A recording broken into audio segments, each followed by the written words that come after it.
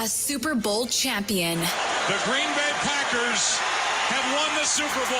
The Packers' all-time leading scorer. A game winner for Mason Crosby. It's time for the Mason Crosby Show with Mitch Nellis, presented by Verizon, the official 5G network of the Green Bay Packers, on the Wisconsin Sports Radio Network, powered by the Potawatomi Sportsbook, and on the free Odyssey app.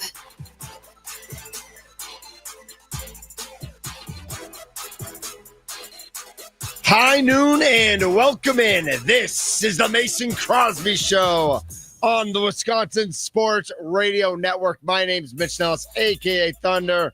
Mason in his house. What up, Mace? What's up? Did y'all have a good day yesterday? Y'all feeling good? No, but thanks. No? Okay.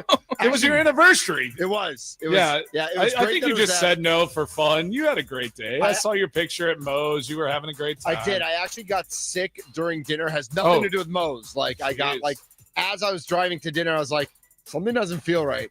I got a little dizzy. You know, Mason, don't get old, man. This time of year, though, I feel like everybody's getting a little sick. Yeah, the weather's up and down. The barometric pressure messing with all of us. You know what helped me already, and it's one of those days, Thursday. I just ripped some salts. Tommy, rip it. Let's Your go. salts. I got it's some. Thursday. We got to get this thing going. Yep.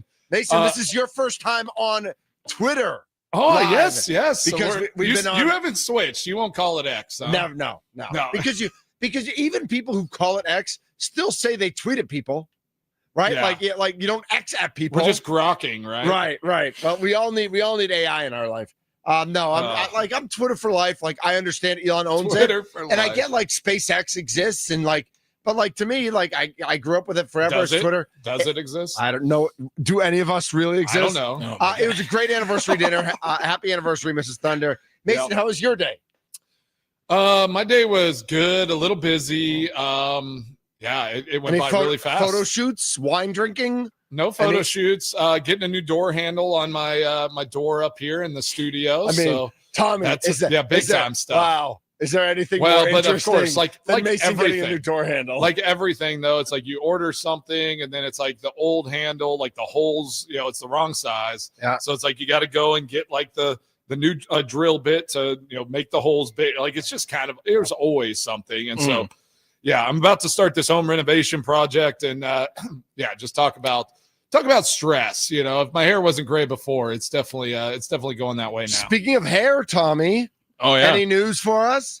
Tommy got a haircut. I got the haircut. I got a fresh one the other day. Looks good. Looks good. I went high on the sides too. Are you comfortable with sharing how much you pay for a haircut? It's a topic in the studio right now. Is it a studio? It is, because Sparky is dragging me through the mud with how much I pay for a haircut. Sparky has great clips all day. Yeah. So he's what is it? $19.99. He says he pays $25 for a haircut. Yeah, 25. Okay, I pay $55. Oh, okay. So does it cost 55 or is it like 40 plus a tip? It's 55, and then so it's about 60, 65, so whatever it is. I also spend $60 on my haircut, but it is not because it costs $60. That's with tip. With tip. Yeah. I love going to get my haircut. You get a good head massage. You get the shampoo. I don't. No, what? Absolutely not. Oh, that's the best part of the cut. No, I go get the haircut. I spend my money. I chop it up with my barber. Great dude. Like, a lot of awesome conversation. And I tip him out because I feel like it's something that I want to put out in the universe. I'm like, I appreciate every time I go and get my haircut. So I spend $60. I go get my haircut maybe 3 times a year. Like, that's really what it is. 3 times literally. a year. I mean, I seriously think my it's hair that grows much. so fast. I'm like a 3-week. Sparky is the same. Sparky goes every month and he spends $25. I'm like, you are Sparky's literally hair is never looks like it's you are paying more than I am to get my hair cut. Like, I'm spending $180 a year and you're spending $300 a year. So I feel like it makes no sense to be like, you're spending too much on a haircut. It's like, I'm using the service less. The frequency. Yeah. Well, let's open that up. We got a couple comments on the Nicolay Law Fan Talking text line. It's amazing. This 414-677-1250. Yeah, just jump in there. Let us know your your haircut experience, what you're willing to spend, like kind of what that looks like. I love that before we jump into the sports world. I go to the old school guy in Whitefish Bay, Haas's house. It's all cash. Nice. It's only cash. Yep. He just went at the new, or not just, but like from 24 to 25, he went from 20 to 25. And so, but it's all cash. And I don't go every time I go, Mason, you'll be shocked. Every time I go, he's like, yeah, you should have been here like a month ago. Because I go like once every 2 or 3 months, and he's like, like right now, my hair is stupid. Like it's super messy out the sides. It's like I walk in there, and he's like, "What took you so long?" And yeah, I'm like, where you been, bro? He knows that I'm lazy. I love 414 says I spend nothing because I shave my head. 414 who said that he's in his mid-50s, and it just seems like the older he gets, someone has pressed the fast forward button. But he also says it's time to hit the Flowbee. Do you remember the Flowbee? That was like Was like that the one that like had the vacuum? Yeah. Like, oh, that's awesome. Like it would cut your hair and then vacuum all of it right into the thing. It was like one of those direct like QVC things, right? Yeah, for sure. Yeah.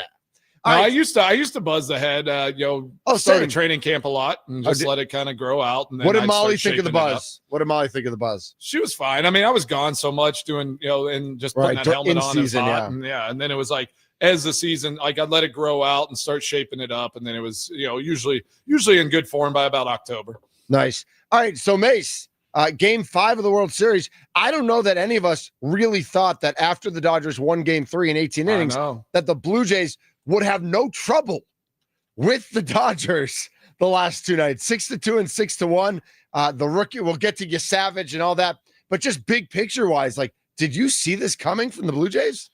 Clearly not. No, I mean, I didn't have them getting out of LA. I thought this thing was going to be over. So good on those Toronto Blue Jays. Canada strong there. They're just getting it done. I do have this interesting thing. So I was listening to the Bobby Bones show. I don't know if you've ever heard. Yep, I've heard of that. So they're down here in Nashville, and so I'm listening to. I love listening to their talk stuff in the morning. Do they play music or is it just talk? Because he's on. No, they play stations. music. Okay, yeah, he plays music, but it's like they have some fun stuff, and they had an interesting deal, and I kind of wanted to dive in this to a little bit. Mm-hmm. Brad Paisley sang the national anthem during the 18-inning game. Have y'all talked about this? Yeah, both. And he did the one, the Boston game in 2018. Now I'm guessing he's done sung 4. No, he's done 4 World Series national anthems. Every single one has gone to extra innings. That's crazy. Like, I don't know. Like, it's like, what is that? But it's just kind of like, it's almost like that's just wild that he's done 4 and they've all gone to extra innings. Like, and that he's done both 18-inning games. Which I know. is also great. Yeah. I just thought that was really fascinating. Oh, it is. It's like, the weird things that happen on our earth that you can't plan for or explain. Tommy, you got something? You got something there? No, you gave me a face you could plan for it now 4 times. Like that's if you want a little extra coverage, more. Just get Brad Paisley out there. It's like, hey, if MLB was smart, he would be singing Game 7 of the World Series national anthem. Let that thing go 36 innings. Let's go. He should have every single national anthem in Game 7 in the history of the postseason. Should the Packers get him? Like, does that guarantee you don't want overtime? You don't want ties. You don't want to go extra. No, meaningless baseball games to me. Brad Paisley. Packer games, absolutely not. Stay meaningless, away. Huh? Well, to me, I don't care who wins. All right, let me pose this question to the two of you because I was also thinking about this morning. And this is what we get the day after our Human Wednesday. I know. He's got all these thoughts. Human Wednesday, come out firing. Yeah, I'm ready to roll. And I hit my salts. When are we need a salt sponsor? I have some thoughts on that as well. I mean, brains moving this morning, but I was thinking about the concept of last year. We were talking about this, like Mets knock out the Brewers. Did we want them to win? Yep. Like, how do you feel right now? Tommy? Now that Toronto's up and Dodgers, like, are you hoping Dodgers find a way to win this? Everyone wants the Dodgers to lose. I mean, you're big Canadian fan. Either one of these teams, like if this series got canceled right now, I wouldn't. It doesn't bother me at all. I love watching baseball. I'm just saying that in this stint right now, I'm never going to root for the Dodgers, and especially that they eliminated the Brewers. Right. Yeah, you should be. So you just answered it. Yeah, so I'm rooting against the Dodgers. That's what my answer is. Okay. Yeah, All right. as But opposed not to like cheering. for Toronto. I get Yeah, that. right. Okay. I'm not going to get a Blue Jays hat or anything and go all in on it like that. But You do if have it a came, lot of hats. You do have a Yeah, lot of I weird do. hats. if it went to Game 7, I would find myself cheering more for the Blue Jays. Yes, There. I'll say Okay. that. All right. I will also say, like, Vlad Guerrero seems so likable and like fun to cheer for. Like I was and I know I think Rami was talking about this in 9 to Noon, how like he liked Vlad, his dad, and I loved Vlad Sr. Like I loved watching him play. I love watching his son play. They're fun for me. We have some really good friends from Toronto, so I know they're like living and dying. But I think the bigger picture is we'll never cheer for the Dodgers. Like hate the Dodgers. The Dodgers beat the Brewers, but whether they hadn't beaten them, whether the Brewers had gone down a different path, I'm just never cheering for the Dodgers. Well, and Mason, you're a guy all That's a about the good point. storylines. Like Trey Savage is an Yeah, I awesome love it. story. Unbelievable. I mean, does he just pitch every game too? I mean, it's like the guy is just He a should. machine. I just went and looked at the betting odds courtesy of the Potawatomi Sportsbook. He's a plus 5,000 World Series MVP. And I feel like that's criminal to have him that low. I understand Vlad is kind of the he's got to face. pitch again. Hasn't he already pitched 2 games? They won both Sure. games? Yeah. Did they win both? Did they win game 1? Yeah, the 11-4. Remember? Was And he was the game 1 starter. Yesterday, yeah. 100%. Right. He is the For best sure. story from the World Series right now. 100%. Yes, but he's not the MVP. That's dumb. He should So be what's the his MVP. contract situation? Because Guerrero's he's the MVP. like, You can't he's a argue rookie, this, Tommy. right? Like he's a young guy. He's a So, rookie. like, He didn't Yep. start until September. No, I know, right? So, I mean- like, what does that look like now? You go and you ball out in the World Series? Are they just like, all right, Well, like, we'll see how this goes next No, year? it's Like, gonna. will he go into arbitration? or No, like- he's No, got none of like that. he's got like 5 more years of team Oh, control gosh, still. that's Like crazy. he's he could be peaking too early, or maybe he's emerging, like whatever it is. But emerging sounds nice. he is 100% the best story. And Mitch, you know as well as anyone, the MVP in baseball goes to the best story more than it goes to the best player year in and year out. Yeah, Cal Raleigh. But what Vlad has done, homering every game, game 5 and game 6, having the go-ahead homers, like it's Savage is a great story. What if you Savage and makes should be a great story? What if you Savage makes the final out of game 7? Yes, Final inning. then absolutely he's in the conversation. Absolutely. And if he comes in a la like Randy Johnson did when Arizona won it, if he comes in and saves game 7, which could happen, like that's not beyond the realm of possibility. If he does that, I'd give it to him. I'd give it to him. He's Even awesome. if Guerrero homers in 6 and 7. Guerrero has a higher OPS in the World Series than Ohtani. Yeah. He's I believe past it. Ohtani. All right, I wanted to listen to this That's because wild. this is so much fun. The Savage homer to 0-2, and he strikes. 8th pitch to his boy is swung on and missed. Looks like. And he's used it. Storage unit. All 12 Strike's strikeouts. really good so far. He strikes out Muncy to Ohtani. Yes, swung on and there it is. That is 8. High clip in the postseason. Swing and a miss for 2. Ball chases what would have been ball 4. Do things you normally don't. A swing and a miss. 1-2 to 3. There's a dozen for Trey Savage. I mean, just like that, 12 strikeouts. That is Mace. crazy. The That is picture of Ohtani on his knee. Yeah, I love Also, that's tough, man. You're you're in your first year in the bigs, and you got Ohtani swinging down to a To knee dive to at strike one, out. yeah. Yeah, But- like Listen, Unreal. Skeens is different and Skubal is different, but even Mizorowski, like we saw how amazing a guy comes up and nobody's seen him before, and then the league catches up to him, and then you got to figure that out. Savage will go through like this does not indicate long-term success for this kid. Like this could be a flash in the an pan. awesome like but we'll always development remember it. through the season, and then to be able to get what you're getting out of him in September. I mean, you have to tip your caps to the Toronto Blue Jays organization as a whole too. Oh, for It's sure. like bring him up Yeah. all season, and then like show him in September, and now that you realize you have something special, and he's just like lightning in a bottle right now. So it's awesome. I love that. Yeah, it's fun to watch. The Mason Crosby Show presented by Verizon, the official 5G network of the Green Bay Packers. We're in the Wisconsin Sports Radio Network studios, powered by the Potawatomi Sportsbook. Toronto leads 3-2. Game 6 tomorrow night. Game 7, if necessary, Saturday night. We've got an action-packed show for you today. Ashley Washburn from TMJ4. They had the NBA on NBC game a couple nights ago against the Knicks. I know she was at Packers practice yesterday as well. She'll join us next. Dominique Yates from the Milwaukee Journal Sentinel. He was at all the Brewers games. He's at a bunch of the Packers practices as well. He's going to join us at the top of the 1 o'clock hour. Bucks host Golden State and Steph Curry tonight.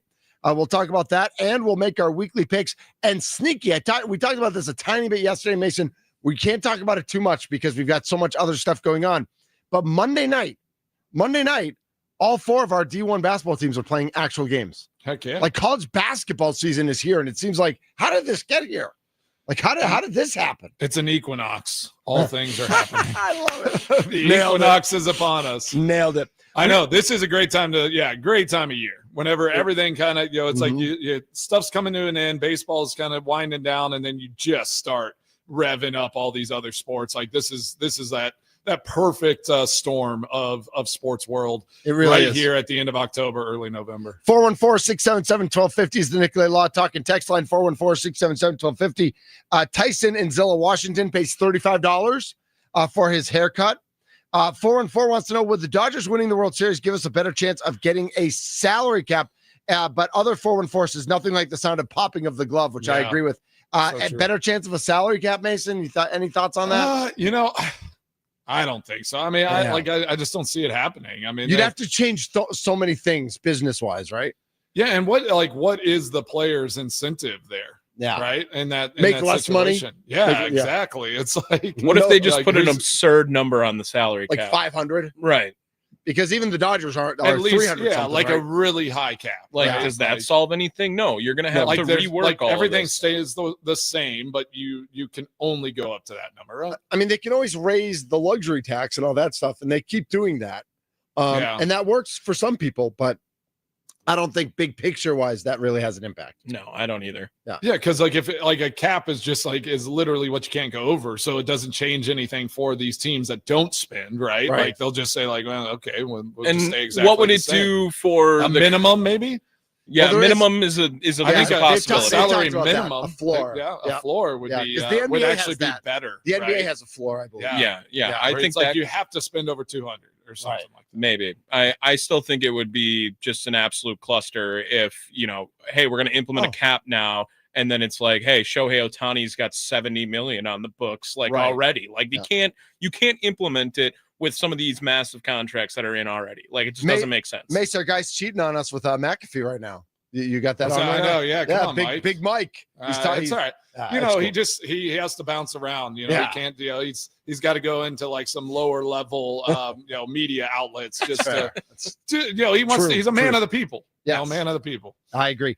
Ashley Washburn from TMJ4. She's going to join us coming up next. We're going to talk Packers. We're going to talk Bucks and all the other stuff going on as well. Mason, good to have you back, bud. Always good to be back. I love that these Thursdays after my human Wednesdays. They're the best. All energy.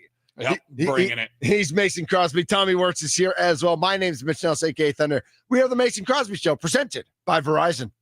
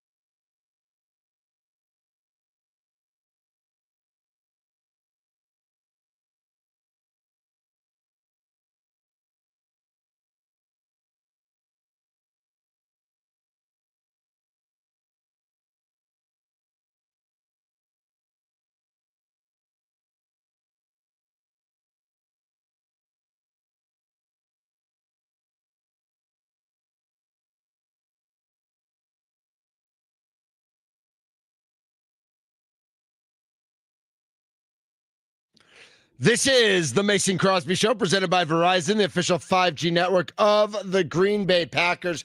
I'm Mitch Nellis. He is Mason Crosby. Tommy Wirtz is here as well. And we are proud to announce new affiliates as part of the Wisconsin Sports Radio Network, 99.7 FM WNFL. Man, those are cool call letters in Green Bay. 93.9 The Game in Wausau, 710 The Game in Duluth Superior, and 1250 AM and 105.7 FM The Fan in Milwaukee, Wisconsin. Make sure to follow us on social media at WI Sports Radio. You can find us on YouTube, on Twitter. We are streaming live on those platforms. We will also converse with you and on Facebook as well. Mason, does it feel like fall? Yes, it does. It does. It's been raining here for a couple days, and nobody likes the rain. We had fall for like 2 weeks degrees in Milwaukee. Like, what is it right now? It's yesterday was like my breath was showing this morning. Ooh, like that's fall. It's coming. Winter. No, That's fall. That's fall. That's not fall. If you wake up at 38 and it gets up to 58, that's fall. Come on. That's not winter. That might be winter in if it's Nashville. getting up to 58, yeah. Right. That might be winter in Nashville, but that's not. You would like to know, weather boy. Relax. Join us now on the guest hotline powered by Gruber Law. Ashley Washburn, TMJ4. Ashley, good midday to you. Thank you. Good midday. And I would also say that it is fall because I definitely started using my push to start on my car. So the second I started doing that to warm it up and warm up the steering wheel, I'm like, yup, fall weather is here.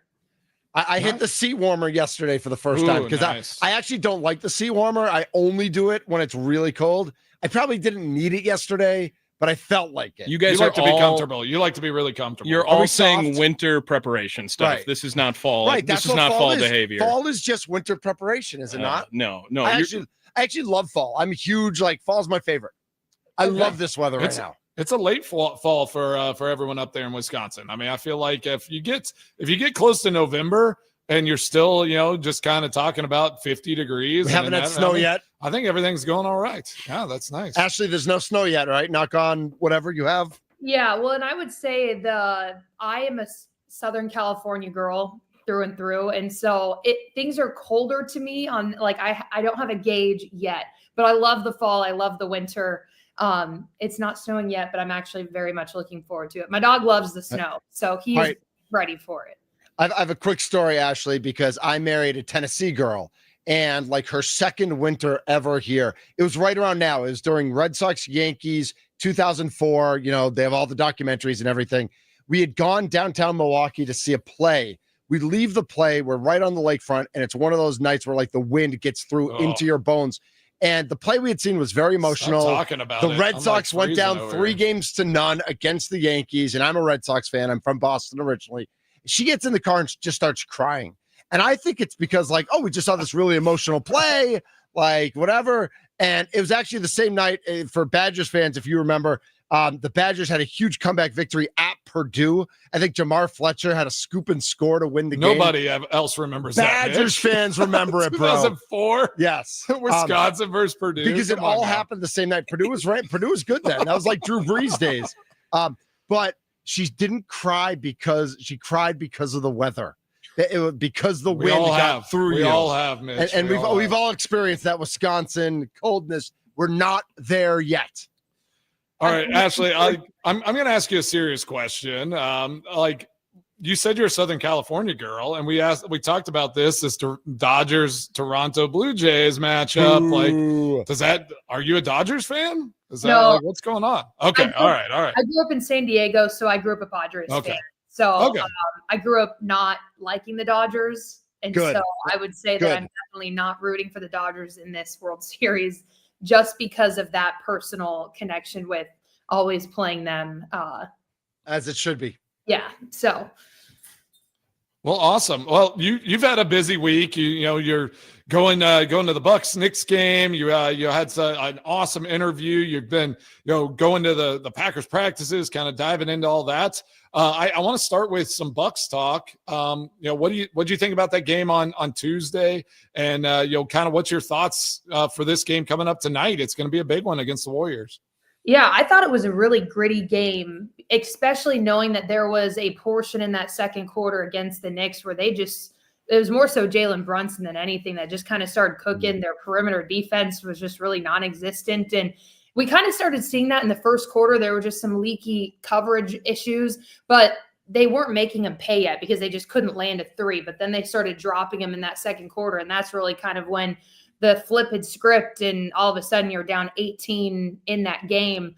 And when you take a look at this Bucks roster, which obviously is why there was so much drama this offseason, because we all know Giannis wants to win another championship. And obviously there were a lot of rumors this offseason that there were supposedly trade talks with the Knicks. So I think that just added an extra layer going into that game on Tuesday.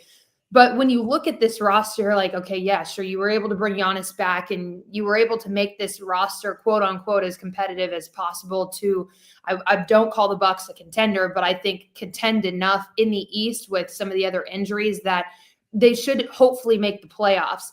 But when you kind of have watched these first couple games, and I go back to the game on Sunday in Cleveland, I mean, you're playing against a team that had the top seed in the East last year, and you were down by 20 plus points. Somehow bring it within that fourth quarter, and then it's wire down to the finish. You're like, okay, not that there's, you find encouragement in losses in the NBA. There's no moral victories, but okay, that shows some positivity. And then we kind of saw it on Tuesday, except they were actually able to gut out the win, where we saw them make some big plays in that second half. We saw Giannis just do what he's been doing. But I think one of the biggest things that we'll see with this team continuously is there will be no consistent second leading scorer. It's going to be someone different every night that steps up. And in that game on Tuesday, it was Ryan Rollins. Yeah, I love that. That's a great take on that. What do you think about the game coming up tonight? Obviously a big one, not conference, but anytime a big opponent like Steph Curry and the Warriors come into Jimmy town, Butler, there's going to be a lot of energy. So yeah, just talk about what this matchup means and the excitement around it. Yeah, I think the energy is right. And I think if the Bucks were able to take anything away from Tuesday's game, is you can't let these guys just have wide open space on the perimeter. And if you close out, you can't close out high, because I think that's where they started finding success in that game. Was sure, they finally started closing out, but then Jalen Brunson was just a quick, pull through and able to get to the rack. So obviously a guy like Steph Curry, that's somebody who has no problem shooting on the floor, no matter how deep it is. And so I think this is going to be one of those situations of who's going to step up. I was hoping when I was looking at the injury report that the Bucks tweet out for media if Kevin Porter Jr. was going to be back, because I think that's somebody who is also kind of that fight to the finish mentality that is only going to help this group when they play teams like the Warriors. And I saw him take warm up on Tuesday, knowing he wasn't going to play, but he was out there, he was cutting. So I was like, okay, he looks agile. But he is again out for tonight's game. But I'm excited. I don't actually get to go to games very often as a fan, and I get to go tonight. So I'm kind of excited to just be up there and watch it from that perspective and not have to worry about the coverage aspect of it. So I'm excited about that personally. Nice. Well, I'll see you there. We go. We'll both be fans tonight, which is a lot of fun. It is a lot of fun, and it is different than being media. Like it's a different energy, different vibe. And I would say to all media, like everybody should do it at least a couple times a year. Even if you're the beat writer, even if you're covering all 82 games, you should take a game or two and just be a fan and just like immerse yourself in that energy. Absolutely. I could not agree enough. Well, awesome. Let's kind of segue here to your one-on-one with Mike Tirico before the game, and like what that felt like, just to kind of have that moment, and just tell us everything that you experienced going through that. Yeah, I told Mike Tirico off camera before we did the interview, and I was like, when do you have time just to like breathe? Because he was just in Pittsburgh on Sunday. And I'd asked him just kind of like what the timeline was, because I'm like, okay, this game's on Tuesday. Like, where's home base? Like, what do you do? And he's like, yeah, I was able to, go home to Michigan for one day. And then I flew to Chicago because his daughter's there. And then now I'm here in Milwaukee. And then I'm going to get on a red eye tonight. And I have to be on Good Morning America the next day because it's 100 days out from the Winter Olympics. And it was just incredible. But I mean, when I think of people in this industry, and just like, when you think of NBC Sports, you think of Mike Tirico. When you think of ESPN, I think of like Joe Buck, these guys that just like are faces of broadcast organizations. And not only does this Mike Tirico have his hand in everything. He is so good at what he does. And so it was so awesome to just hear his perspective, one, on being able to call that reunion game, quote unquote, with Aaron Rodgers on Sunday and this Bucks game. And I think the coolest thing is the fact that, the NBA is back on NBC, which I won't, age myself, but in the 90s when it was on, I was just born at that time. But obviously going back, I know how big that was with the Michael Jordan era. It's amazing. Ashley, it's like, as the old guy here, it is like I still get goosebumps and chills literally every time I hear that sound. And I know there's been like, Tommy was talking about how SNL has spoofed it, how we've all seen John Tesh like do his thing with it. It is goosebumps. And so it was so cool to talk to him, not only about that. I know that he wasn't with NBC during that time, but he's been doing a lot of this stuff with Michael Jordan. And Michael Jordan is somebody who, doesn't always do interviews in his post-playing days, but to be able to have even Michael Jordan a part of the NBA being back on NBC and that nostalgic feeling to it, it's just incredible to be able to do that. And then we obviously talked a lot about the Winter Olympics, and so he'll be hosting that for the 2026 Winter Games. And so we did a preview with him yesterday. He was so gracious with his time, and we did like a 4.5-minute segment that aired yesterday, talking about some of the storylines. Just one, of course, being Jordan Stolz, who's in our backyard, and not only is on, I think, the map for everyone in the Team USA, but really the world with what he had done this speed skating season and just some of those other storylines. So first time I have gotten an opportunity to meet Mike Tirico. Funny enough, I've had a lot of people message me about the interview. One, because they were like, so is Mike Tirico short or are you just tall? Because when you take a look at the difference, I was like, it might be a mix of both, but both are true. Both are true. I was going to say both would hold true in that situation. I don't think I realized the height disparity going into it. I will say I was also wearing heels in the interview, which just added an extra 3 or 4 inches. And he was not. Yes, no. So, but yeah, it was incredible to get to talk to him. And hopefully there will be an opportunity again as the season rolls on for the Packers in terms of if any of these games get flexed at the end of the year. So it was awesome talking to him.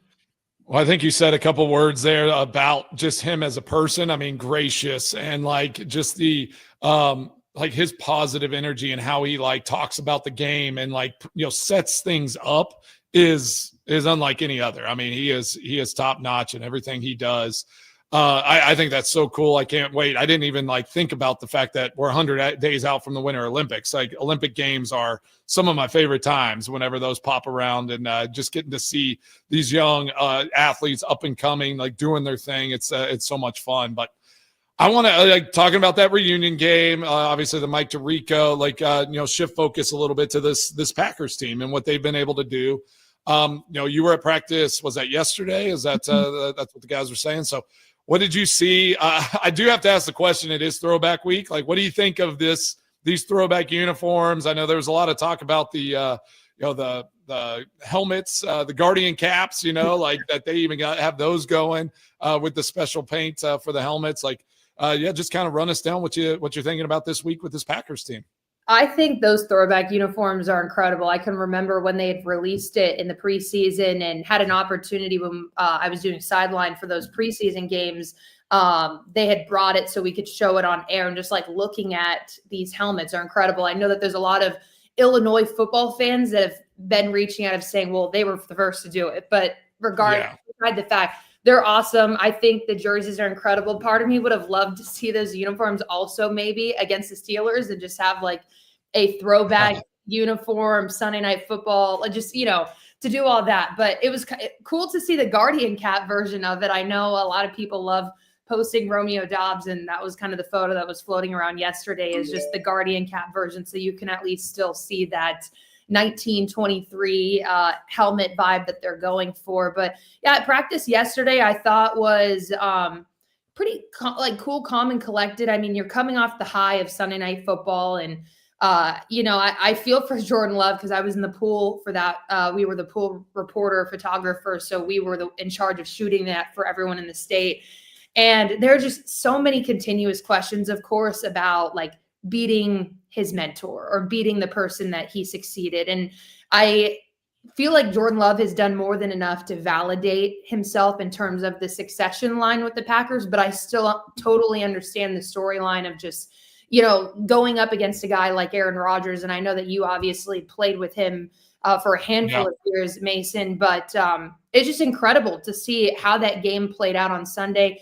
After that the trade acquisition of Micah Parsons, I know that their Super Bowl odds just kind of went increasingly high, and they are that contender. And while we haven't necessarily seen like full 4 quarters of football with this team, like what they did in that second half, like it's not only a statement win, but it's got to put some teams on notice in the NFL of like, we need to start looking at this Packers team who is not even operating at like the highest frequency possible, but what they just did against the Steelers defense is nothing to like squawk at.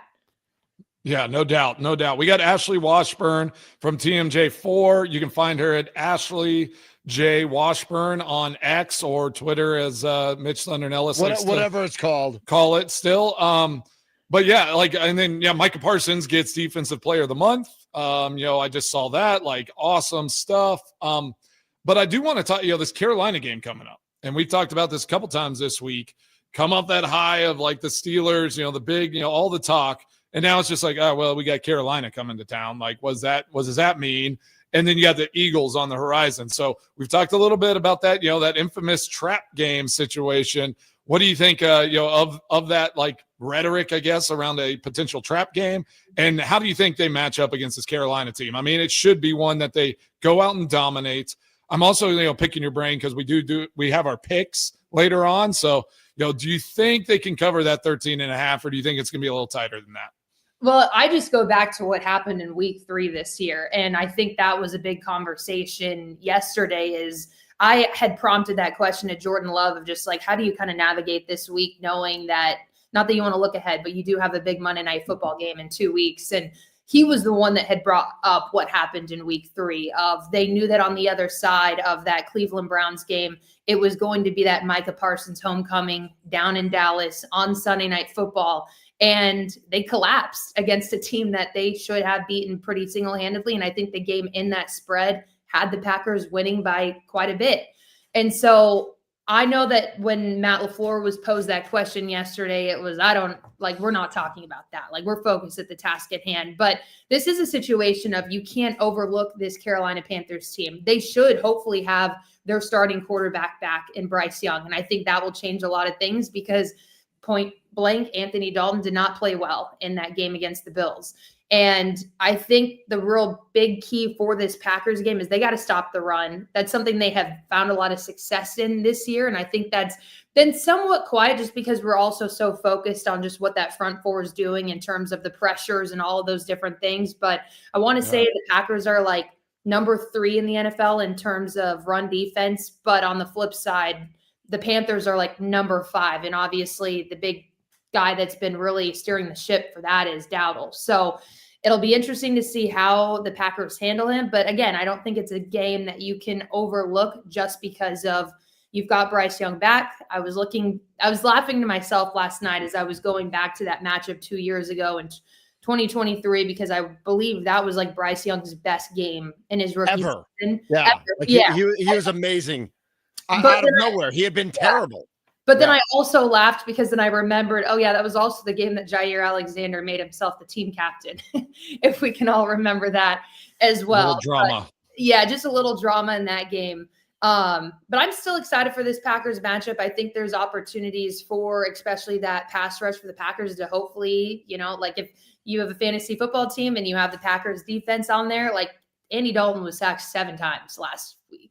I mean, I'm sure some of that is Andy Dalton not really paying attention to what's happening around him, but at the same time, his offensive line is allowing that pressure on him to begin with. So we'll see if it's different at all. Obviously, Bryce Young is good with his feet and he can get out of situations, but still an opportunity for this Packers pass rush to hopefully eat on Sunday. Awesome. Guys, you got anything else? I think Ashley covered everything. She crushed it. And I know we're both going to paint our face and dye our hair tonight for the Bucs games. We're going. Is that what's happening? Yeah. That's the plan. So hopefully you'll see me in think it's Section 109, probably with like half green, half gold. We'll see. I feel like you and Mitch, one of you should be purple and one of you should be green. Well, and I'm then at purple that because point- purple's my color. Well, there you Come go. on, And guys. like there Yeah. it is, green hair. Yeah. Love it. Can't wait to take Done. a break with you with our outfits there. That'll be Yes. great. Awesome. Ashley, thank you so much for jumping on with us today. And we look forward to catching up with you down the road. Awesome. Thanks, guys. Have a good one. Thanks You a lot, too. Ashley. Ashley Washburn, TMJ, for joining us on the guest hotline powered by Gruber Law. One call, that's all. And it is fun. It is fun to go to a game and as a fan sometimes. Yeah, I think that was good insight. Like, yes, you watch it as your job all the time. Like, you have to see it from that fan perspective as well. I think it really shapes the narrative for you a lot better. So, great insight there, Mitch. That was very insightful. Hot take. Said no one ever. Said no one ever. I was thinking the same let's keep thing. that Said in no mind. one ever. Yeah. Relax. Let's take a deep breath. We're going to talk a little bit more about the Bucs team coming up. Dominic Yates from the Journal Sentinel is going to join us at the top of the 1 o'clock hour, and our weekly picks at 1:20. He's Mason Crosby. Tommy Wirtz is here. My name is Mitch Nellis, aka Thunder. This is the Mason Crosby Show, presented by Verizon, the official 5G network of the Green Bay Packers.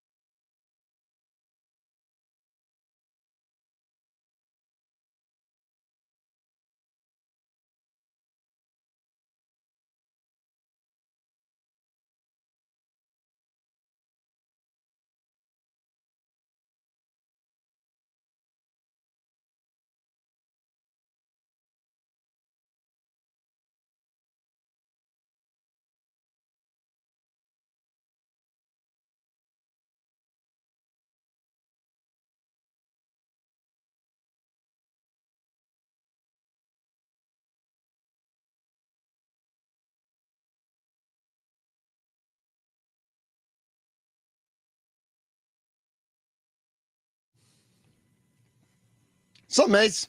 What's up? How you doing, bud? I was waiting for the noise, but I was liking that song. I was gonna bring us in, but yeah. I mean, I was just cruising. This is the Mason Crosby Show. We're on the Wisconsin Sports Radio Network. Our studio is powered by the Potawatomi Sportsbook. What up, Green Bay? What up, Wausau? What up, Duluth Superior? Which I learned yesterday, Mason. There's a little big brother, little brother thing going on. Duluth is significantly bigger than Superior, so there's like a little. I don't know if there's tension or is that rivalry. a little like? I don't think there's tension up there. Is it oxymoronic for it to be Duluth Superior and then like And Duluth Superior is is bigger? Well, Duluth probably would say that Superior's inferior. Superior would probably say that's what I mean. Yeah. Oxymoronic, right? Yeah. You know, it's a jumbo shrimp scenario. Well, oxymoronic, but nice for the people who view it that way. The people from Superior would say there's no oxymoron because they are superior. Right? Okay. So I would hope because so. because they have a lake. They have a Right, huge lake. Yes. Yeah. Our only lake is- touches Superior. Lake Superior bigger than Lake Duluth. We block you from the lake. Yeah. We are superior. Yeah, screw you, Lake Michigan. Yeah. Is there a Lake Duluth? Is there a Lake Duluth? I'm sure there's a lake around there. Yeah. Right, there's a lake around there, but I don't think there's an actual. I think Lake Superior tops all things. Right.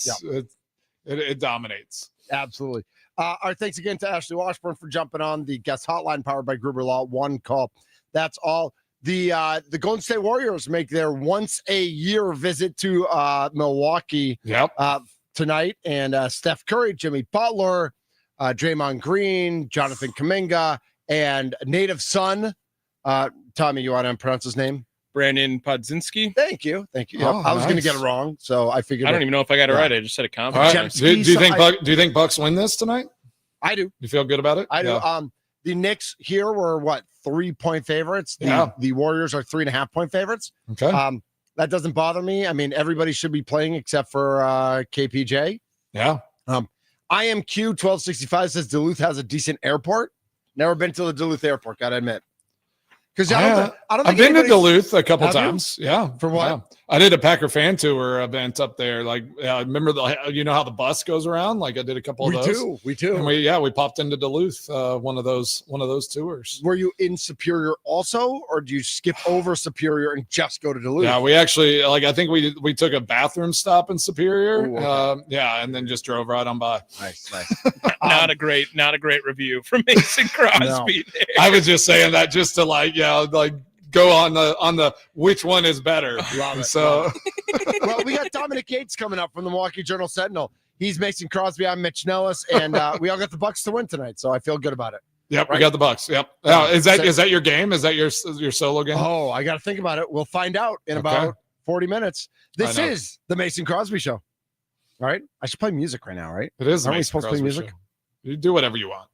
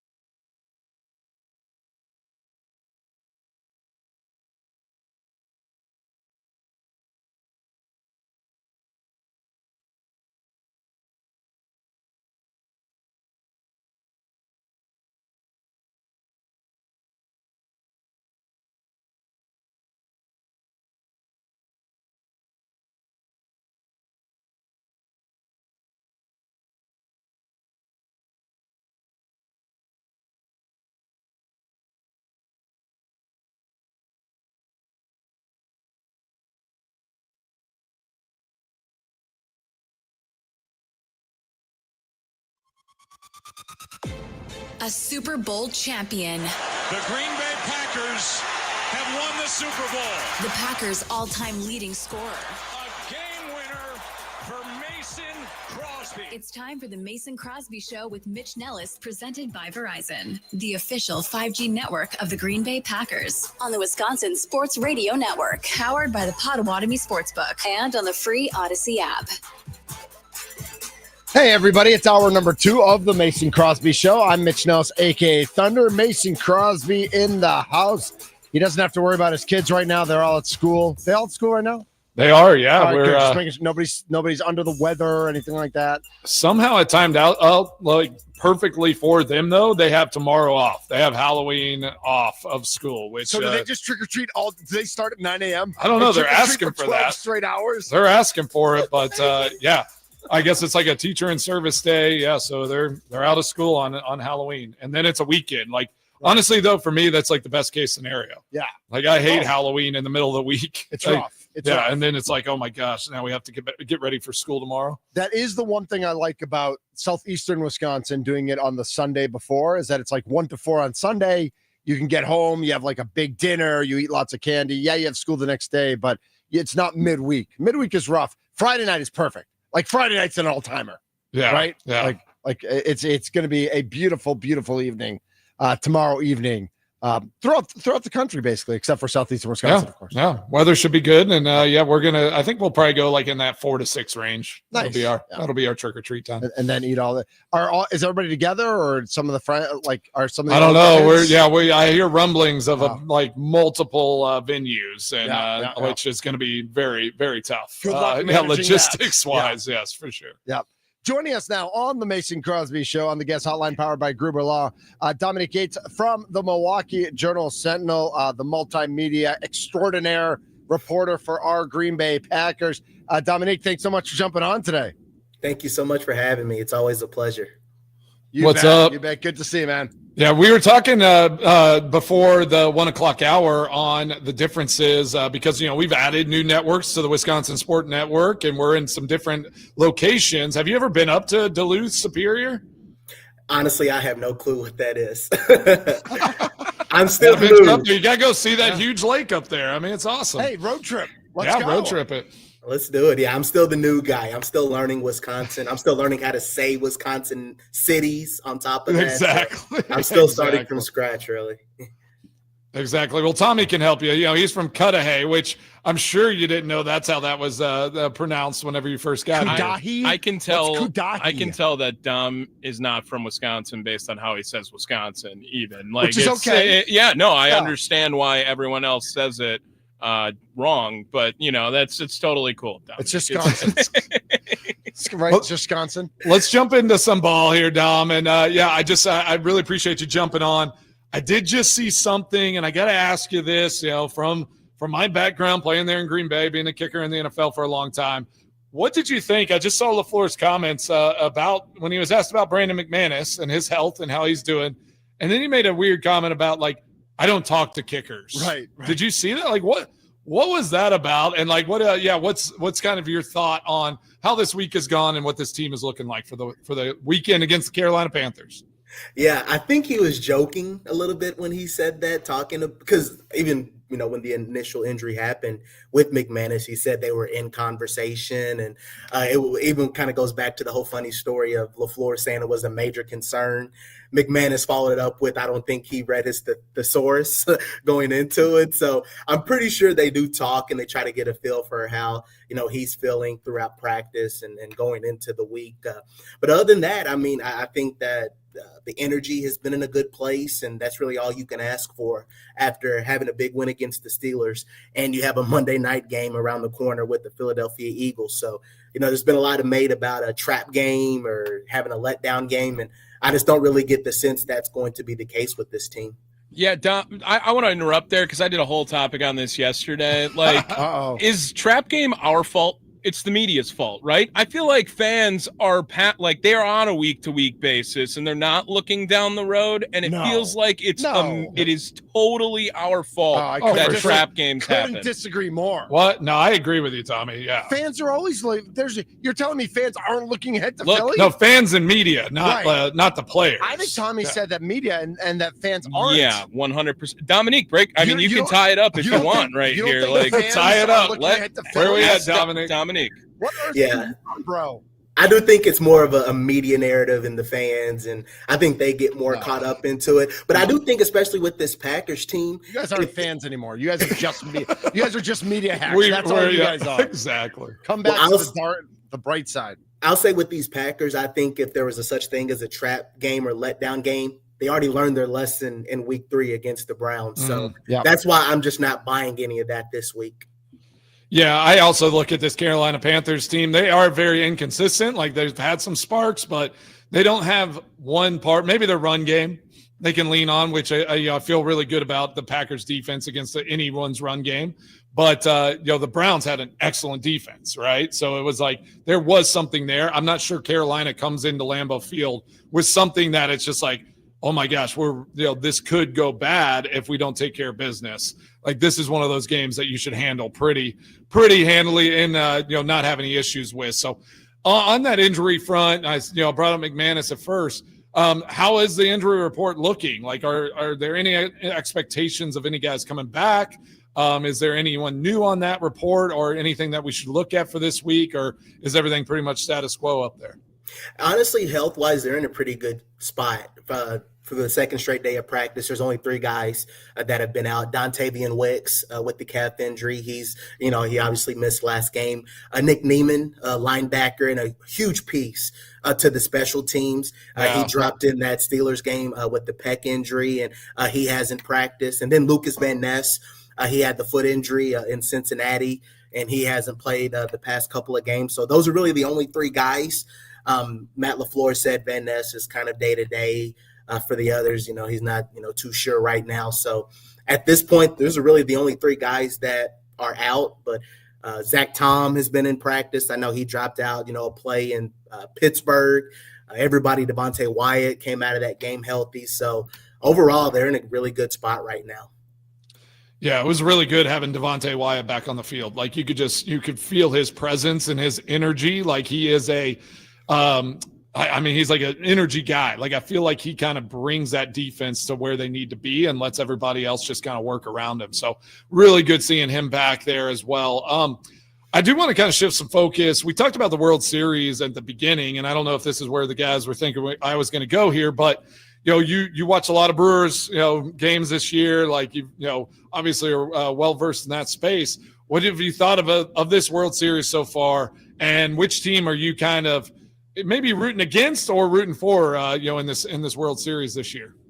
I'm always a big underdog guy. So I like to see the Blue Jays. I think it's cool what they're doing. I think it's been more than 30 years since they've won a championship. So I think that's always really cool to see. And, I like seeing dynasties as well. So, obviously what the Dodgers have done is great, but I like to see when the new blood kind of can come in and make things interesting. So, they got to do one more, and you get it at home. So we'll see what happens in this next game, because I don't think you want to try to play one more with this Dodgers team. I don't think you need to play around. I think you need to try to end it now while you can. I think he's right, Mace, because I think, you get to game 7 and you get Shohei pitching coming out of the bullpen. Like, I think that just gets in your head if you're the Blue Jays. Yeah. No, I totally agree with you. I agree. We got Dominique Yates joining the Mason Crosby Show. He's from the Milwaukee Journal-Sentinel, and you can find him at Real D Yates on X or Twitter, whichever you prescribe to there. Is there a fake D Yates? No. No, I was going to say. That was me being an idiot in college. I thought that's the old college Twitter. But you should create that also as like your alter ego who says all the things you want to say, but you're not allowed to say because you're in the media.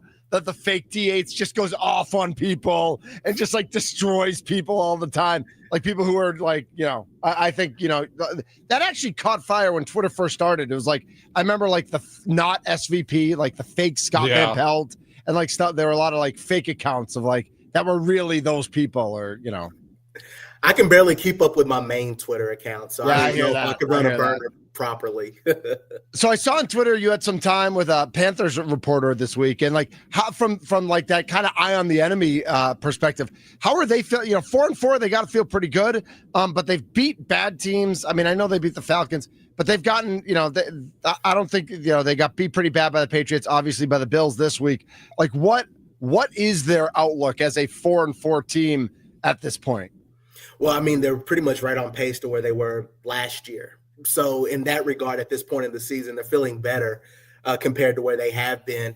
The thing that it boils down to with them, if they don't have Bryce Young, they won't have a chance in any game that they play, because you saw the Bills game with Andy Dalton. It was I asked the reporter about that. The first thing he said was yikes when I asked him about Andy Dalton with that offense. So like I said, they feel good. Like I said, they're confident, they're optimistic. They've already kind of taken a positive step compared they have been in previous years, but it's all going to be based on how healthy Bryce Young is. But they do have some guys. Rico Dwindle is a good running back. They have some guys that can play football, but as a full team, it's still kind of a wait and see process with them.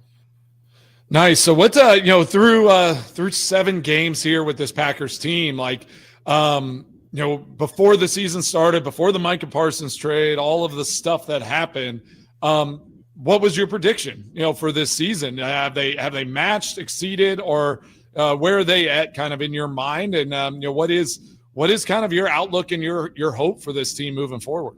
I think going into the year, before Parsons, before anything, I was always bullish on this team. I knew they were still a young team that had been in the playoffs, and they were with every team that they played last season in those losses with the Eagles, Lions, and Vikings. And so I always felt they had a chance to take that next step and beat some of those teams. Then throw in Micah, and you see the immediate impact that he made and just how guys around him have stepped up and played. And Jordan Love has been terrific. So, yeah, my opinions haven't changed. I always thought they would have a chance to be in that NFC championship game, or at least get close to it. And after what I've seen through these last, 8 weeks or so, my opinion hasn't changed. Awesome. And I know you got to get out of here at about 15. I do want to jump into this. We talked a little bit about the Bucks versus Warriors tonight. Are you going to be watching? Are you going to be at the game? What's your plan? What do you think of this Bucks team? To start the season right here. Honestly, for the last 2 weeks, we've been on the road. So we went from Arizona to Pittsburgh. So I'm trying to get some sleep. Right. So I'll probably watch a little bit of the game and try to get a feel for just how they look. And if the game isn't interesting, I'm going to turn it off and go to bed. So that's kind of my thing. If I don't have to physically cover a game or watch it, I'll tune it out. That was even what I did with the game when it turned into a 5-1 score. I just put something on Netflix and was just watching a documentary. So it'll be interesting to see. I know everyone has talked about, Giannis and just everything that's kind of happened in the off season with him. And so, yeah, I'm just kind of like your average just basketball watcher. I'm curious how they'll look and how they play. And, at least they did have a, pretty promising start.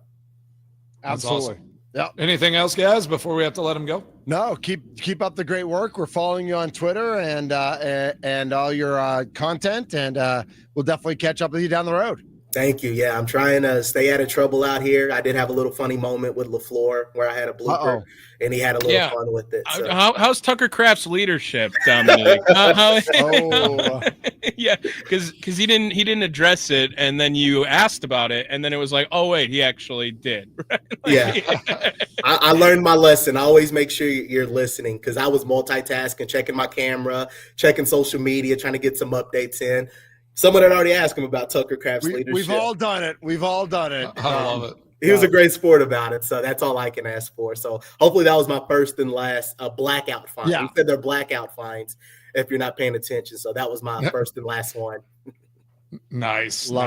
Awesome. Well, Dom, thanks so much for jumping on. And like I said, we'll talk to you down the road, and keep up the great work. Thank you so much, guys. I always appreciate it.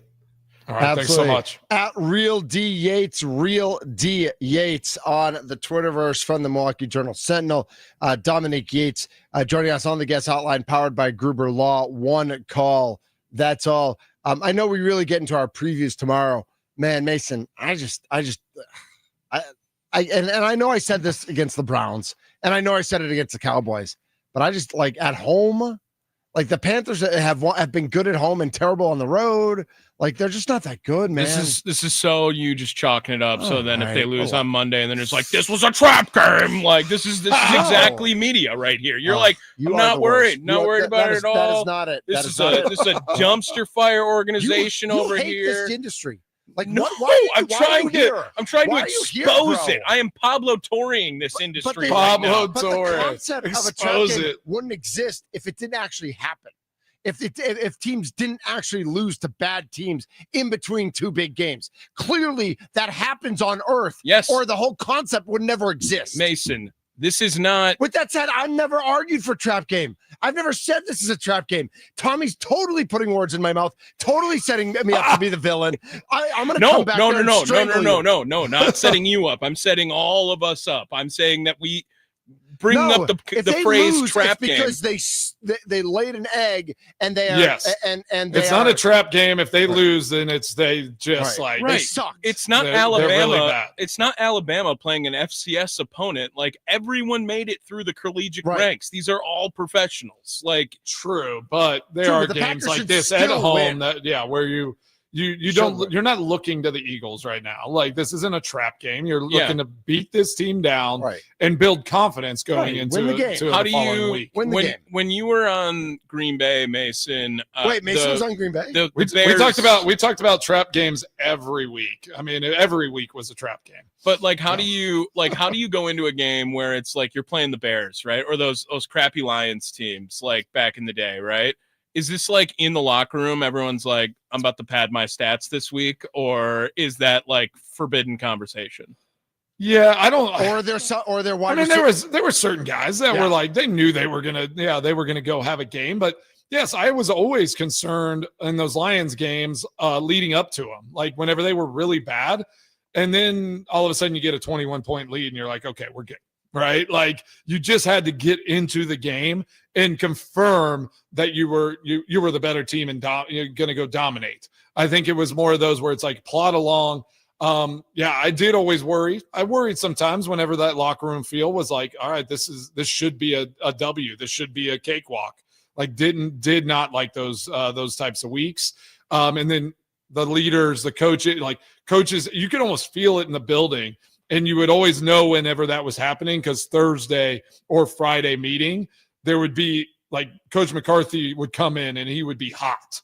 It was just like he'd come in heavy and it was like, all right, he felt that we were maybe a little lax on this team and you'd have to have a reset. So there are definitely weeks like that where you go through the week and you're just like, man, this is one of those games where we can feel really positive about, but you have to always kind of guard against it as well. So trap games it's definitely a media narrative, but there are definitely weeks in that building where you're gonna feel really good about matchups, but you still have to go out there and execute because it is the NFL and nobody's gonna lay down for you. Right. Ask the Cleveland Browns. I mean, was that a trap game for the Packers or did the Packers just suck or both? I think that the Packers just played bad and they just didn't do it. But they also thought they were going to go undefeated when they were 2-0. They were already saying, "Oh, we're so good, we can go undefeated." Rasheed Walker said they rested on it a little bit. Yeah, right. Yeah, they got hit in the mouth because of exactly what I said.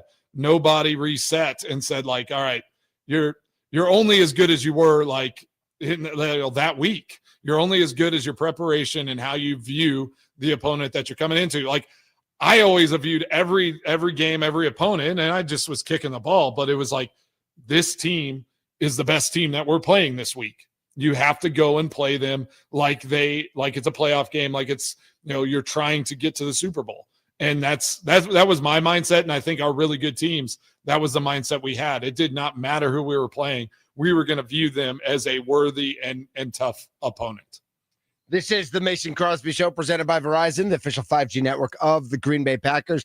We were in the Wisconsin Sports Radio Network studios powered by the Potawatomi Sportsbook. Remember, if you miss any segment on our show, you can always find it wherever you listen to your podcasts, Apple, Spotify, all the different places. You can catch the full episode. You can listen hour by hour. You can listen segment by segment. You can listen to just our guests. You can listen to just us and not our guests. Whatever you want to do on your time, you can listen. Mason, when you listen to podcasts, are you 1x or do you 1.25 it, or what do you speed it up a little bit? Ooh, I like this conversation. Man. No, that's crazy. I just listen to it. Yeah, No. I just listen. You speed it up. I always 1.2 or 1.25 it.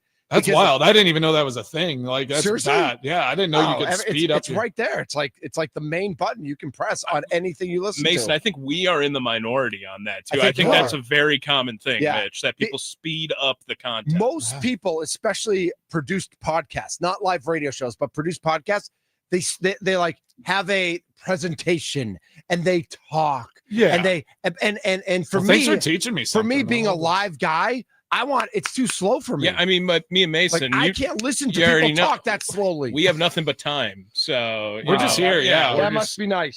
Just all the time in the world. Yeah. all the time. Talk in the I'm just world. sitting and listening to podcasts and Yeah. not running kids to things. Yeah. Hey kids, listen to this. This is a really interesting podcast on the 1880s. Hey, Mitch, Graveyard War. Mitch, send me some context on that Purdue versus Wisconsin game, the 2004 game. Do you not know? And that I'll Purdue- speed that up. Do I'll you speed not know that? Of Purdue course I was knew they good? were good. I mean, All Drew right, Brees, but who remembers that game? because I'm it gonna- all happened the same night. Okay, so it's it a was the memory. same It's a night, memory. right. It's triggered a memory. I Drew got you. Brees was playing for Purdue in 2004. No, he I was wasn't about there to anymore. say, But I they were think he still was good. gone. Right, So- they were still good from that. It was But- just they had Drew Brees. That was also the night, and I remember the score. You can look it up. The Yankees beat the Red Sox 19-8 in Game 3 of the ALCS to go up 3-0. And then Gary Sheffield had a huge game in that. And one. that was the night you were worried Ellie might not stay with you. In right. Wisconsin. She might not Yeah. make it. Like we might get married and live in different states. and live somewhere Yes, else. Exactly. That was, hey, when it's real, it's real. This is the Mason Crosby Show presented by Verizon. We're going to make our weekly picks coming up. And for those of you who don't know, I'll spoiler alert. Tommy is on top of the table. He is Knows top ball. of the table. Top baby. of the table. He's the greatest prognosticator of all time of 2025. Thank you. Someone noticed. Yeah. We all noticed, except Tommy. We all of noticed. fall 2025, because I think last in the winter. You when guys we are were still setting me doing up for a trap week. That's what Oh. you're doing. Oh, trap week! Tommy Trap Week. Yeah, Yes. yeah, I that's love what this is. I like Finally. this. Finally. Sucker. This is the Mason Crosby Show.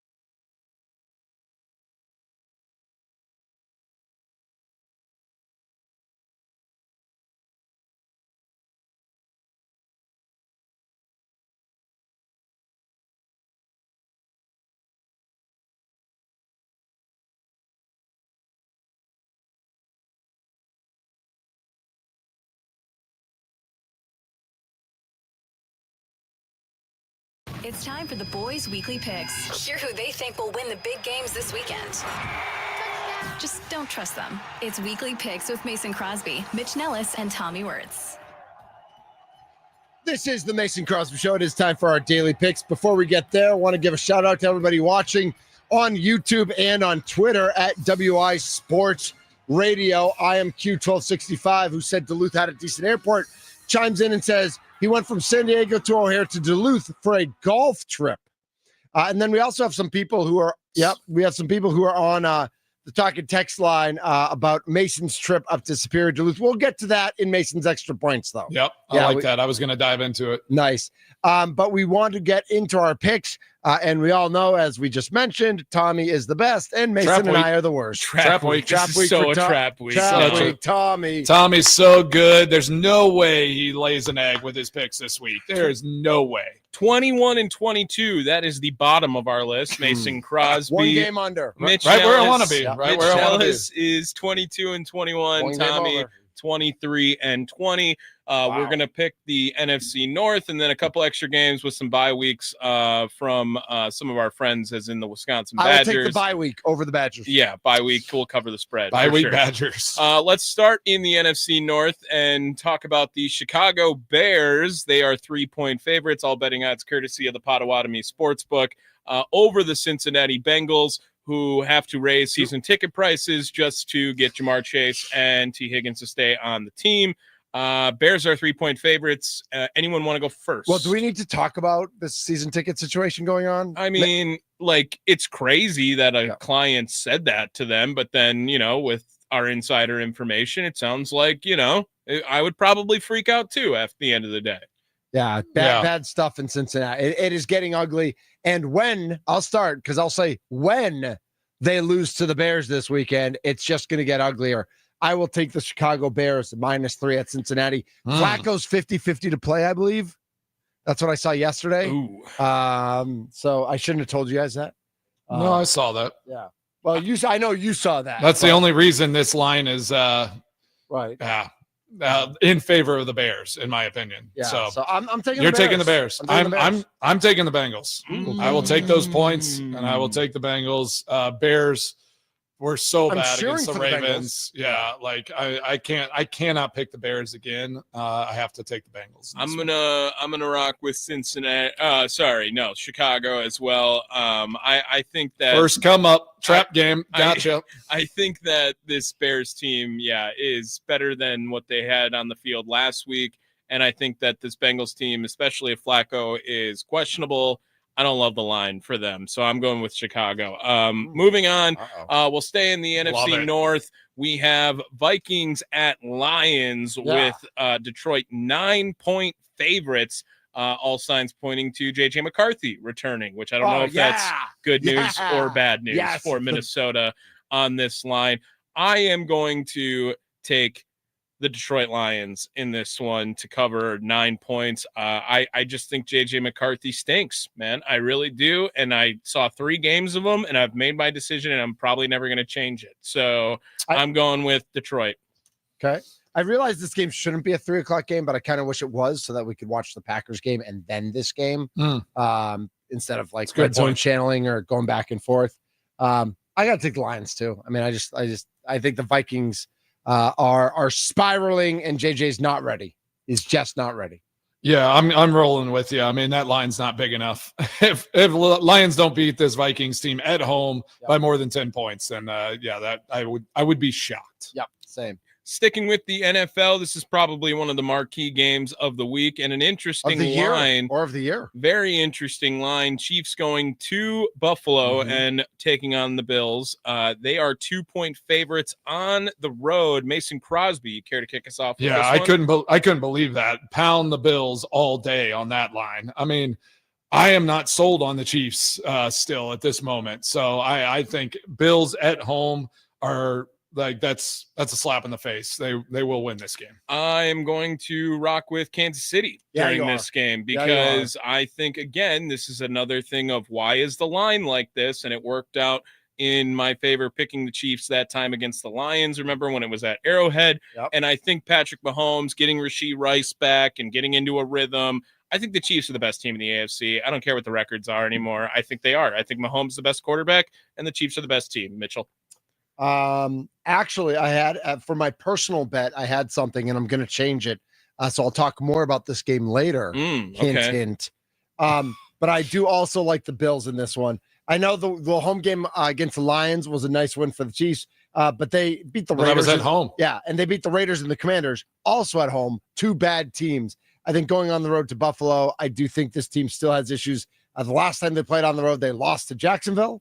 And so I think they go on the road and lose this one as well. I could see it going both ways. I just think Mahomes is back in his rhythm right now. Heading to college for this one, we have Vanderbilt at Texas. This is maybe the premier ranked matchup of the week in college football. This is a tough one. Texas 2.5 favorites over the Vanderbilt Commodores. 2.5?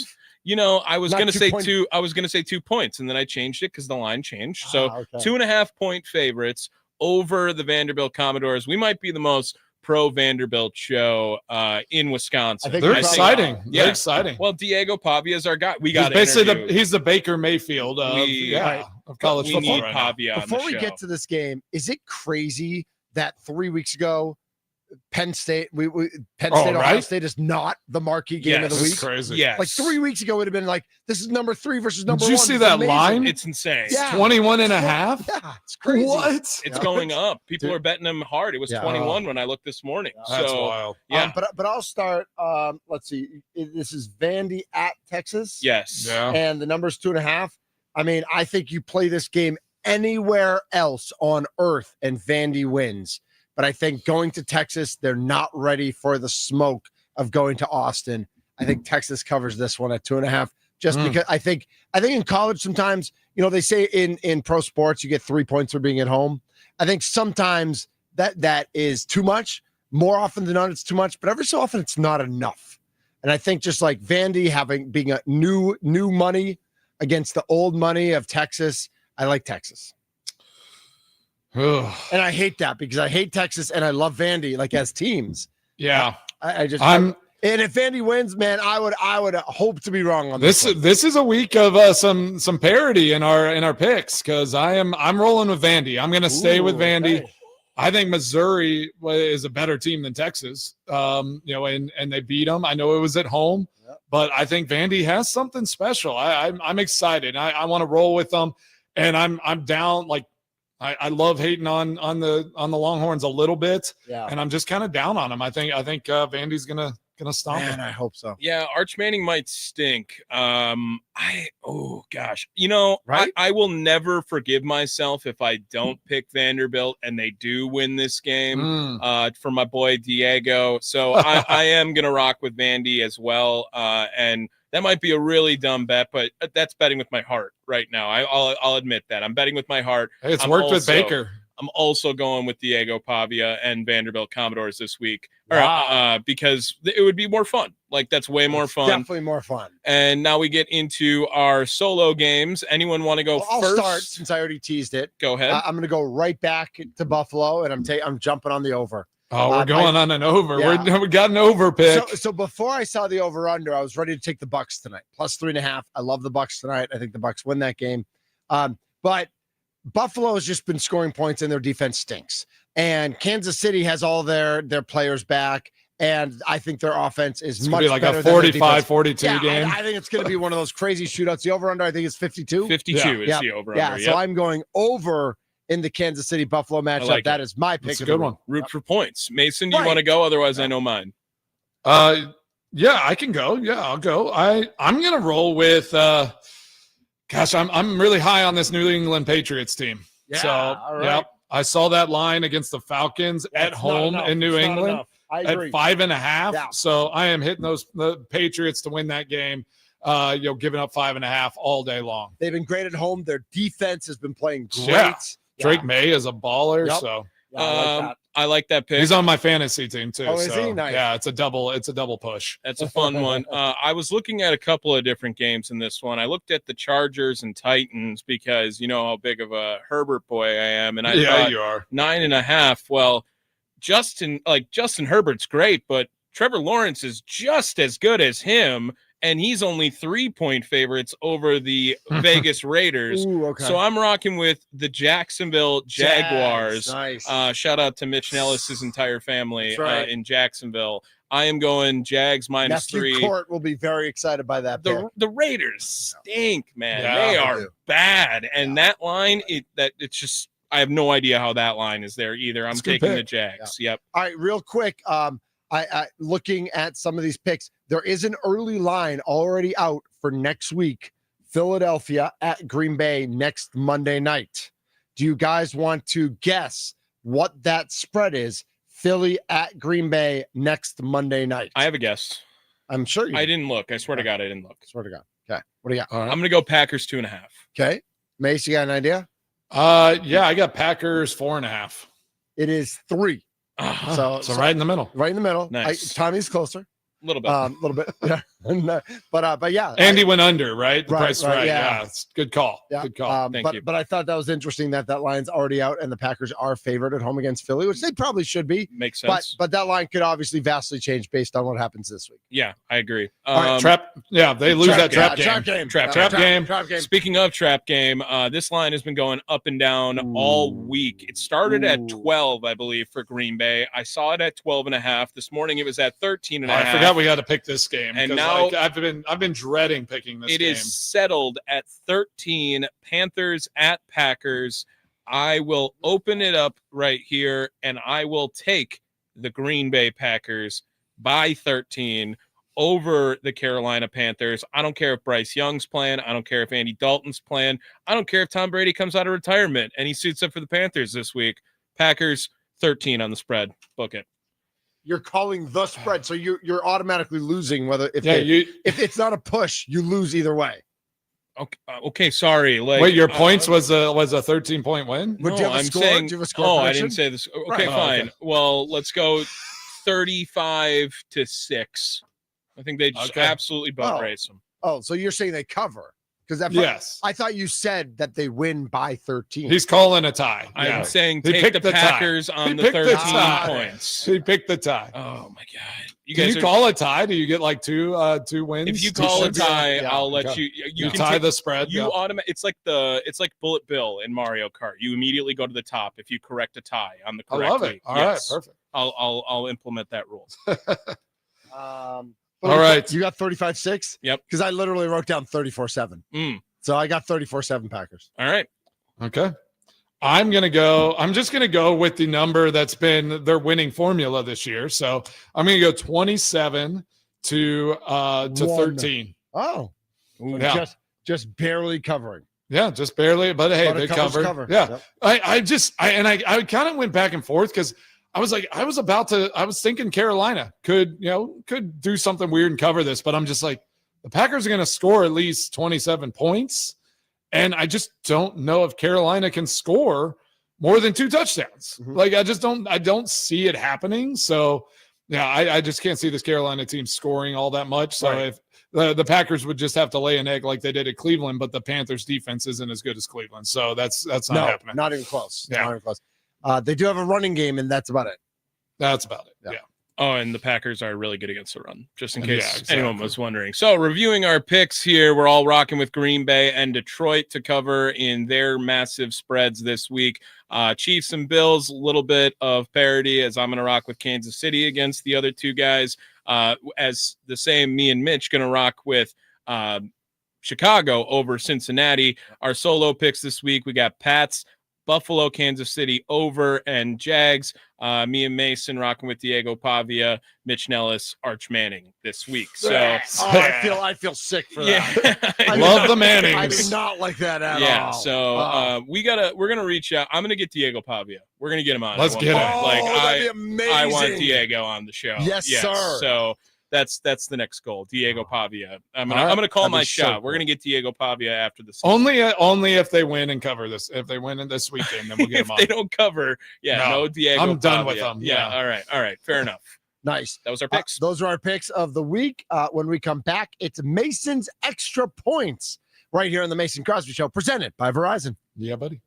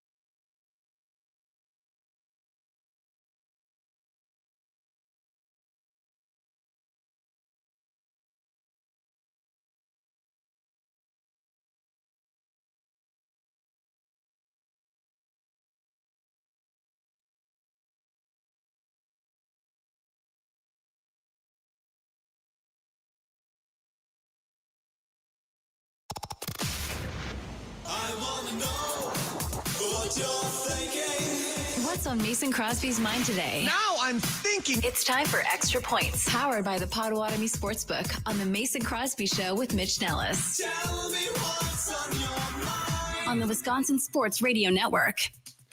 Well, now I'm like really, conscious of what I say every day. But I'm going to keep doing it, Tommy. I'm not going to let you bring me down. That was a great show. Yeah. Great show today, fellas. Awesome show. We had, who did we have? We had Ashley Washburn on at 12:20. Yep. Dominique Yates joined us. If you missed it, go to YouTube. Go to, we're live right now on X, which is awesome. Yep. You can find us on anywhere you get your podcast. But I do want to go to the Nicolay Law fan talking text line real quick because we had some comments. I made some comments about Duluth and Superior. Who we love, too. we love them both. Love them both. Yeah, love that we're in that market. Can't it's so wait to awesome. Get up there, Mace. We got to make Ooh, that would be nice. We got to do a road trip. Yeah, we got a couple comments from up there in Superior. So 218. Let's see. Oh, it's the same. No, it's two different numbers. Superior has the OST State High School Hockey Championship in Wisconsin. Okay. And then someone said, Mason, your tour stop was at Superior High School. I have your autograph on my Super Bowl 45 ball as proof. Nice. So, yeah, just No big doing a deal. few things. And then someone, wanted to bring back, which, we had this going last year. Ask Mason anything. Yes. On Thursdays. So outside of Lambeau Field, where was your favorite place to kick? Chicago? No, not Chicago. Never. Seattle, other. It's got to be a dome, right? Two of the hardest places, like Dallas. Dallas was definitely my favorite place to kick. Like going home, being from Texas. Every time I got to go kick down there in Dallas, it was awesome. I had a 57-yarder down there. I had then I had the game winners 56, 51 in the playoffs. So always a good time kicking down there in Dallas. Nice. Yeah. So what are y'all doing? What are y'all up to tonight? I mean, you're going to the game, Mitch. Yeah, I'm taking Little Bucks game. Big Rumble and I are going to the Bucks nice. game, and so we'll be there for Bucks Warriors. It's obviously when the Warriors come to town, and I think like when the Lakers come to town. Those are the two big ones that we circle every year. Yeah. Lakers will be here in 2 weeks, but Warriors tonight, and we're excited for that. And I will not watch 1 second of the NFL game tonight. Ravens, Dolphins. That's a clunker of a Thursday night football game, is it not, Mace? Yeah, I looked at that one even as my solo pick, and I was just it's like, gosh, it's just so gross. I mean, do you have any feel for? I mean, Lamar. I almost feel bad for the Dolphins. I don't know, Wow. it's like the McDaniel, like all the stuff going on. Tyreek Hill now with him being hurt, and I've heard contemplating retirement. It's just like, gosh, that place seems like a drama show just every week, but. Yeah, Baltimore should win that game, I would think, but these are weird. I prefer, and again, we've seen it when it's not division games on Thursday night. These Thursday night games are horrible. Yes, the division games are always pretty exciting. Generally take keep the it under. Keep it tight. Yeah, in non-division games, I know these two defenses are horrible, so maybe don't. Ooh. And I hate, but 51 is a high number. Mitch, that's what Thursday it's night, at. and Thursday night 51. games Yeah. suck. Mitch calling for the under on Thursday night football. Is it the Thunder? Is that what we're calling it? Oh, is that Thursday the Thunder? unders? The Thunders? Thursday under. We should have a Thursday under every. Yeah. Oh my got to gosh. call it. I love it. Just wondering. The Thunder pick. The Thunder Nicely pick of the done. week. Yeah. Nice, yeah. man.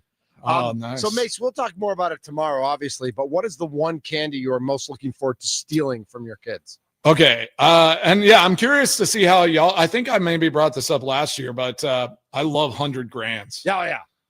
Love same. 100 grands. Oh my God, so- you just made yourself sound old No, right there. why? How's that old? I didn't know I loved them until literally So- I think it was 2 Halloweens ago. Here's The kids are discarding them, and I'm like, Yep. this has everything in it. It's like a Crunch Bar and a Caramel Twix. and yep. I mean, it's amazing. So the problem with 100 grands is when you buy the big bag that has Baby Ruth, Butterfinger, Crunch, and 100 grand. That's Yep. the mix. 100 grand, there's 2. Yeah, And they then don't there's load them up. 1,000 Baby Ruths, and ain't nobody want peanuts. No that one wants much. Baby and Butterfinger. I can only do one because Right. it sticks Yeah, so much yeah. into your teeth, I and can you're eat just like, ah. Butterfinger, but only so much. I like Three Musketeers. I like the nougat. Obviously just nougat, though. Reese's. Yeah. Reese's. Have you had the Reese's peanut butter and jelly? We have some in the kitchen right now. I tried it yesterday. Wasn't I've not. bad. Okay. Wasn't bad. How about the didn't Oreo do like a Reese's Oreo, something like that? I saw that at the supermarket. I We do didn't get like it. the seasonal Oreos. Yeah, That's same. always fun. What about Nerds gummy clusters? Oh, I do love some anything gummy. Like They now have Gusher ones. Like that's Ooh, like that's Gushers fun. in the middle of the Nerds gummy cluster. I'm pretty excited about Halloween. Not gonna lie. Elizabeth already asked. She's like, "Hey, what's your dad tax this week? What are you taking?" And I was like, "Well, I'm taking those $100,000. Like I'm gonna go through, but I like to let it. I want to see what everyone's stash is, and then it's like, all right, I'm gonna, I get a couple from each bag. It's pretty nice. Mason, we love all your kids equally, but Elizabeth asks the best questions. She's always got some good stuff. Yeah, she's really. And I told her, I said she has braces right now, and I was like, hey, you can't eat $100,000 with braces. You can't eat them anyway. She literally said, I do what I want. I was like, oh, yep, makes sense. He's Mason Crosby. He's Tommy Wirtz. My name's Mitch Nellis, a.k.a. Thunder. We are on the Wisconsin Sports Radio Network, the Mason Crosby Show, presented by Verizon, the official 5G network of the Green Bay Packers. See you tomorrow. Trip game. I was so